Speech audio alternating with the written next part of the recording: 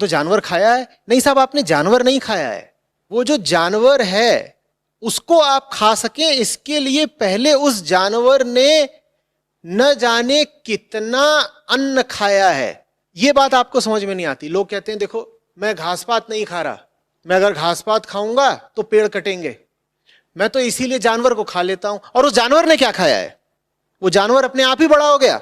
और अगर आप 1 किलो अन्न खाते हैं तो आप बस 1 किलो अन्न खाते हैं।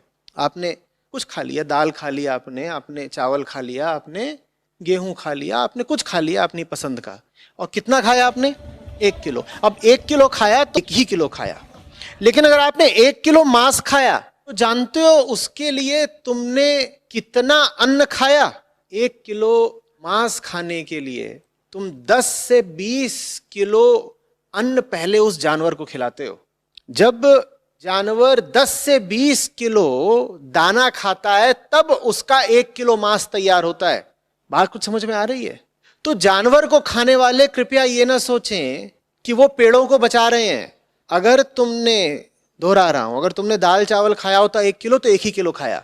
लेकिन अगर तुमने 1 किलो मांस खा लिया तो वो 1 किलो मांस अपने शरीर में पैदा करने के लिए उस जानवर ने पहले 10 से 20 किलो दाना खाया था, उसको इतना खिलाया गया था, तब जाकर के उसका मांस पैदा हुआ था।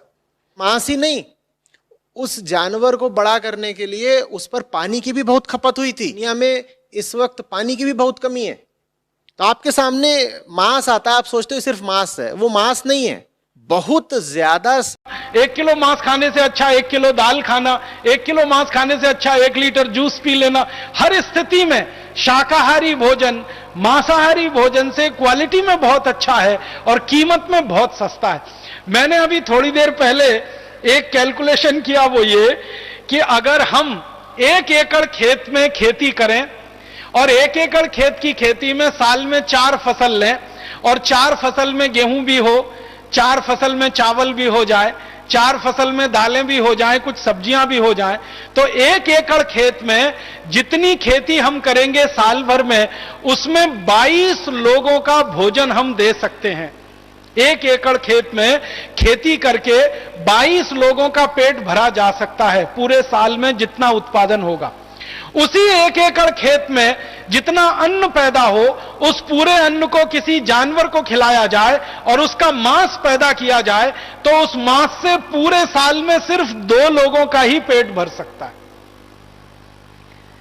1 एकड़ खेत में हम खेती करके अन्न पैदा करें तो 22 लोगों का भोजन मिलता है। उसी 1 एकड़ खेत में जो अन्न पैदा हो रहा है वो जानवरों को खिला दिया जाए, जो जानवर उस मांस को खाएंगे और उसमें से जो मांस पैदा होकर आदमी को खाने को मिलेगा वो सिर्फ 2 आदमी का पेट भर सकता है। बहुत साल पहले हमारे देश में एक महान विचारक और चिंतक पैदा हुए, महर्षि दयानंद सरस्वती। महर्षि दयानंद सरस्वती जी ने एक बहुत सुंदर पुस्तक लिखी है। बहुत छोटी सी पुस्तक है लेकिन बहुत ही सुंदर है। मेरे विद्यार्थी जीवन में मैंने उस पुस्तक को बार बार पढ़ा था। उस पुस्तक का नाम है गो करुणा निधि। गो करुणा निधि पहली पुस्तक थी जिसको मैंने पढ़ा जिसमें गाय के बारे में आर्थिक मूल्यांकन और विश्लेषण प्रस्तुत किया गया था। महर्षि दयानंद सरस्वती के पहले शायद किसी भारतीय चिंतक और विचारक को गाय के आर्थिक पक्ष के बारे में इतना बड़ा अंदाजा नहीं था।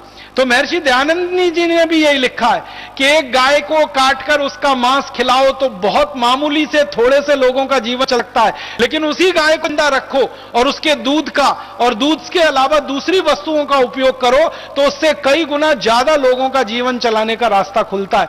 तो महर्षि दयानंद सरस्वती ने जो बात 1870 के पहले कभी समझी, सोची और लिखी, वो बात अभी 2009 में भी उतनी ही खरी और सत्य है और उतनी ही प्रामाणिक है जो आज से वो लगभग 140-145 साल पहले थी और इतनी ही प्रासंगिक है।